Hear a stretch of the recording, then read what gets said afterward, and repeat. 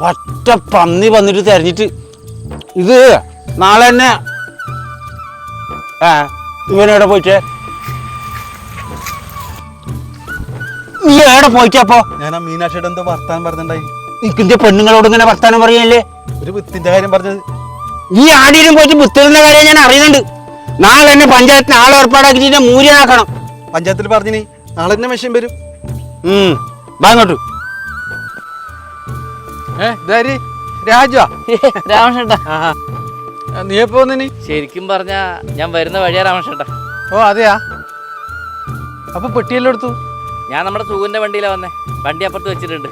അപ്പൊ നീ കൊറേ കൊല്ലായില്ലേ പോയിട്ട്? അതെ രാമകൃഷ്ണേട്ടാ, ഞാൻ 5 വർഷമായി പോയിട്ട്. അപ്പൊ ഞാൻ ആലോചിക്കായിരുന്നേ, ഇതൊക്കെ ക്രിക്കറ്റ് ഗ്രൗണ്ട് ആയിരുന്നില്ലേ, ഇവിടെയൊക്കെ പാടമായല്ലേ ഇപ്പൊ? അത് പഞ്ചായത്താറ് തരിശു ഭൂമി മുഴുവൻ കൃഷിയാക്കി. അതെ അല്ലേ? എന്ത് ഭംഗി നമ്മുടെ നാട് കാണാൻ ഇപ്പൊ. അപ്പോ നീ ഒന്ന് കൊണ്ടുവന്നിട്ടേ. ഉണ്ട്, നടക്ക്.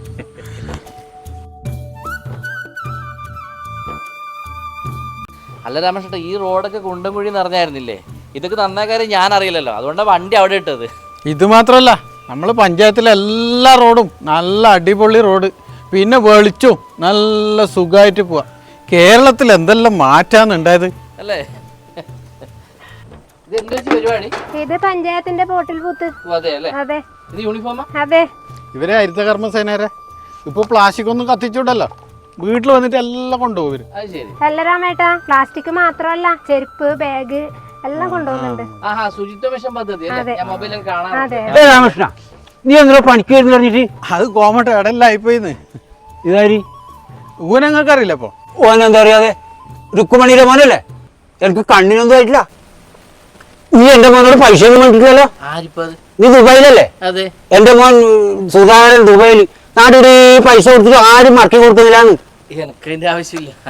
രാമകൃഷ്ണ, നീ നാളെ പണിക്ക് വരണം കേട്ടോ. ആയി ആക്കിയാ മതി. നീ ആ ഗോവാലിനോട് ബാഡിക കൊച്ചിനാ? ബാഡിക ഞാൻ പറഞ്ഞു, 2 ദിവസം കഴിഞ്ഞിട്ട് തരാറിനി. എന്ത് 2 ദിവസം? ഇതിനെല്ലാം കൂടിയിട്ട് ഇങ്ങനെ കളിപ്പിച്ചാൽ എന്ത് ആക്കല്?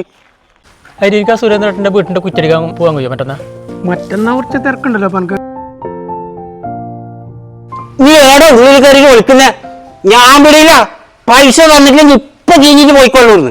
അതിന്റെ അവിടെ കൂട്ടി അതാ നക്കി കോമാട്ടൻ പാട കഴിക്കാൻ വന്നു തോന്നുന്നു.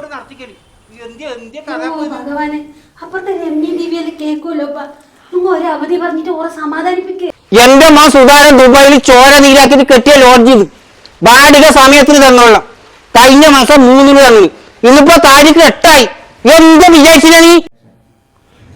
അയാൾക്ക് പറഞ്ഞാ മനസ്സിലാണ്ടേ? എന്തി ആക്കല്? 15-ാം തീയതി പൈസ കിട്ടു.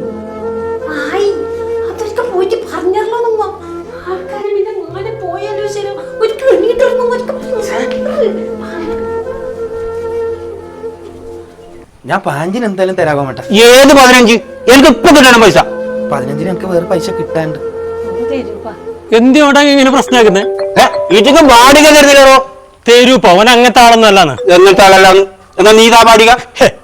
ഓരെന്തിയപ്പ അങ്ങനത്തെ ഇത്? ഏത് വീടൻ? അയ്യോ, ഓർക്കെന്ത് പാറമ്പല ബാബു ചത്തോ? ഭഗവാനെ, ഓൻ എനിക്ക് 5000 രൂപ തരണ്ടായുള്ളൂ. ഈശ്വരായി, ഈച്ചുപോലെ ഇങ്ങനെ ചത്തിട്ട് പോയാലും ഞാൻ എന്തുണ്ടാക്കി? 15-ന് മുമ്പ് എന്റെ ബാഡിക വീട്ടിലേക്ക് എത്തിച്ചോളാം, അല്ലെങ്കിൽ അറിയാൻ കളി. അപ്പൊ ഇയാൾക്ക് ചായ കൊണ്ട് കൂട്ടുന്നില്ല? 500 കൊല്ലം ജീവിക്കുന്ന ഇയാൾ വിചാരം നീ എന്തിന്റെ ഇയാൾ ഇങ്ങനെ ചീത്ത വെക്കുന്നത്? നിനക്ക് പഞ്ചായത്തിൽ ഒരു വീട്ടിന് അപേക്ഷ കൊടുത്തൂടെ? ദിവ്യേട്ടാ, പഞ്ചായത്തിന് ഊളെ പേരിൽ ലൈഫ് പദ്ധതിയിൽ ഒരു വീട് കിട്ടി, അത് കെട്ടിക്കഴിഞ്ഞു. അടുത്ത മാസം കൂടിയാണെന്നുണ്ട്. ഓ അത് ശരി. അതിന്റെ അടുത്ത് ഇയാളടുത്ത് നിക്കാൻ കഴിയണ്ടേന്ന്.